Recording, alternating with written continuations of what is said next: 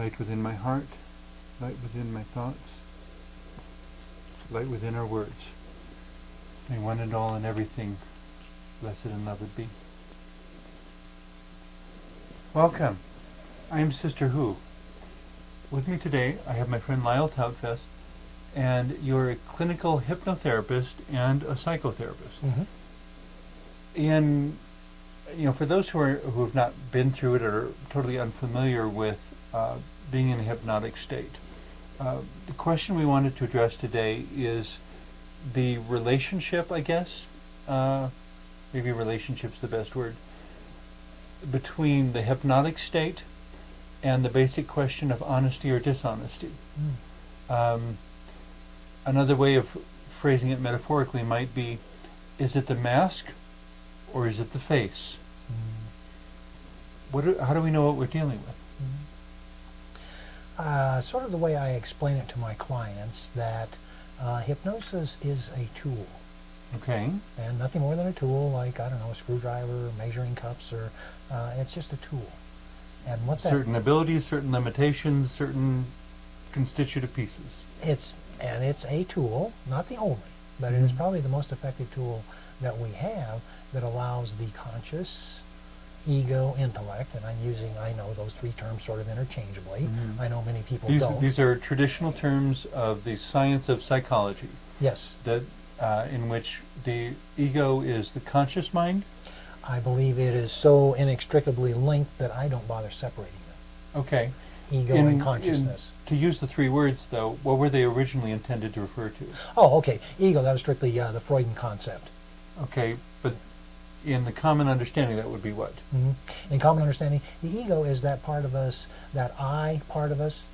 Okay, the conscious directive mind. Yes, the directive mind that, gee whiz, I need a new car, I need more money, So it's the ego, the superego, and the id. Yes, yes. And the superego is the moral imperative, that the would conscience? That would be the higher self. Okay. In more like modern a conscience. terms. Well, yes. Or that connection with God, or the connection with sacred, the connection with higher self. Okay, and the id is the... And the id, that's the child. Okay. That is the... the undeveloped, immature self. Not quite civilized, not quite enculturated. Maybe even a certain primitive edge to it. Well, in Freud's world, it certainly did have a primitive edge. Now, I think we've kind of lost that more strict connotation to it. Yeah, well, Freud took quite a character. Oh, yes.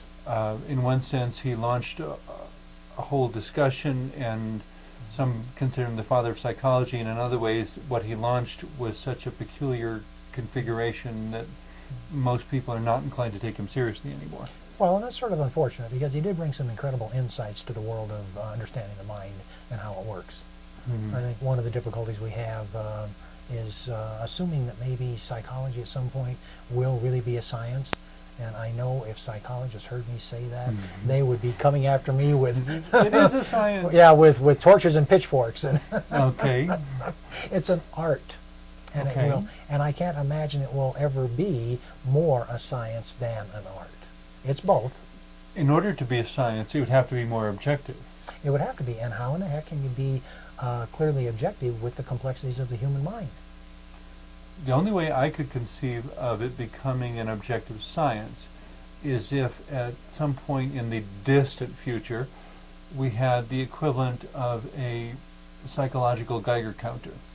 Well, yes. Where you could identify every single little brain wave, what it meant, and reduce all the functioning of the brain to a linguistic diagram. And I can't imagine that ever happening. Not for the next 1,000 years, anyway. Or even longer, So, or even longer. Oh, and so the field of psychology, it is based on science, it is based on research, it's based on laboratory experiments. But when you actually then bring in an individual, this incredibly complex mind of ours, it is an art, the way it's applied. And it seems to me, even with Freud, there was no way to address or utilize psychology without interpretation. Absolutely true, and that was Carl Jung came along, being a student of Freud's in the early years, and they diverged very quickly. I think Jung actually understood the impossibility of turning it into a science, although he worked at it. And he was much more creative, much more eclectic in how he worked with the human mind and how he wanted to understand and how he did understand the human mind. And I haven't read a lot of Jung. I wish I could say I have. I have some real basic ideas about him, but it seems to me, and maybe not, I don't know, the allowing the possibility of the real existence of the spiritual and the transcendent. That is something Jung would do. That's something he did most of his life. Okay. Very interesting. I've been studying Jung since Psych 101 many years ago. He sort of resonated with me, and Freud was very interesting all those years back. But Jung really just was singing my song.